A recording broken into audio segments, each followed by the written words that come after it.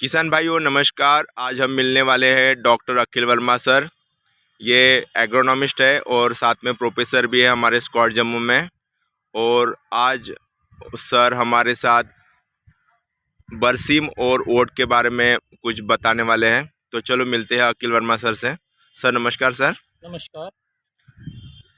सभी श्रोतागणों को मेरा नमस्कार है। जैसे कि जो हमारे किसान भाई हैं और पशुपालक हैं, उनको पता है कि ये जो हरा चारा है, इसकी उपलब्धता, इसकी अवेलेबिलिटी यानी कि ये बहुत ज़रूरी है पशुओं के रख रखाव के लिए, क्योंकि ये पशुओं को पौष्टिकता प्रदान करते हैं, उनका खाना होते हैं और इसी वजह से पशु की उत्पादकता जो है वो बढ़ती है। अब आपको मैं ये बताना चाहता हूँ कि ये बरसीम और ओट्स ये रबी की यानी कि ठंडे सीज़न की फसलें हैं और इनको हमने, जैसे कि डॉक्टर सूरज आपको बता रहे हैं, इनको हमने इस फील्ड पे लगाया है। केवल बरसीम ही क्यों नहीं और केवल ओट्स ही क्यों नहीं, इसका क्या महत्व है इन दोनों क्रॉप्स का। देखिए किसान भाइयों, ये जो बरसीम है ये एक दलहनीय चारा है और दलहनीय चारे की खासियत ये होती है कि इसमें प्रोटीन कंटेंट अच्छा होता है, जो पशुओं की पौष्टिकता के लिए अच्छा है। लेकिन प्रोटीन के साथ साथ पशुओं को कार्बोहाइड्रेट भी चाहिए होता है और वो कार्बोहाइड्रेट जो है हमें बरसीम से नहीं प्राप्त हो सकता, वो हम ओट्स से प्राप्त कर सकते हैं। ओट्स यानी कि जवी, हिंदी में इसको जवी बोलते हैं, पंजाबी में भी इसको जवी बोलते हैं। और हमने ये देखा है इनको हमने अलग अलग लगाया है। कुछ किसान भाई जो है होते हैं वो बरसीम और ओट्स को मिक्स करके लगाते हैं। हालांकि जो छोटे किसान हैं वो ऐसा कर सकते हैं, लेकिन कमर्शियल पर्पज़ पे अगर हमने इसको व्यावसायिक तौर पे देखना हो तो बरसीम और ओट्स को एक साथ नहीं उगाना चाहिए।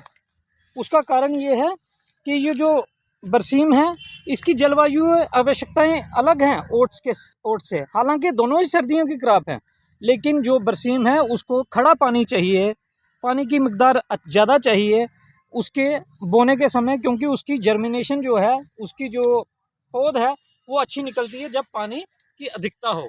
लेकिन ये जो ओट्स है वो ऐसी क्रॉप है जिसको थोड़ा सा खुश्क एनवायरनमेंट चाहिए, खुश्क उसकी जलवायु की प्रवृत्ति है।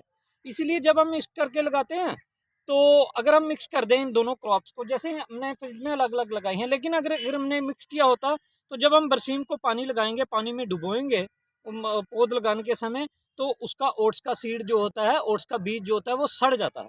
लेकिन अगर हम बरसीम को पानी ना लगाएं और मिक्स करके पाउडर लगाया हो तो बरसीम की जो है पौध जो है अच्छी नहीं आएगी, उसका झाड़ अच्छा नहीं बनेगा, उसका हरा चारा अधिक नहीं आएगा।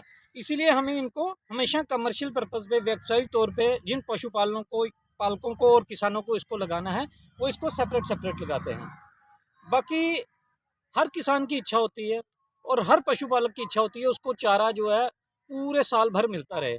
इसके लिए हमें इसकी जो किस्में हैं, वेराइटीज़ यानी कि वो अच्छी होनी चाहिए, वो ऐसी होनी चाहिए जो लंबे सीज़न तक हमें क्रॉप्स के कट यानी कि इस हरे चारे के हमें अधिक से अधिक कट, जब हम इसको चारे को काट के जानवरों को खिलाते हैं उसको कहते हैं कट, वो कट हमें ज़्यादा से ज़्यादा मिलें। इसके लिए हमें एक तो सही समय पर ओट्स और बरसीम को लगाना चाहिए, दूसरा ऐसी वैरायटीज़ लगानी चाहिए, ऐसी किस्में लगानी चाहिए जो लंबे समय तक हमें इसका चारा उपलब्ध करा सकें।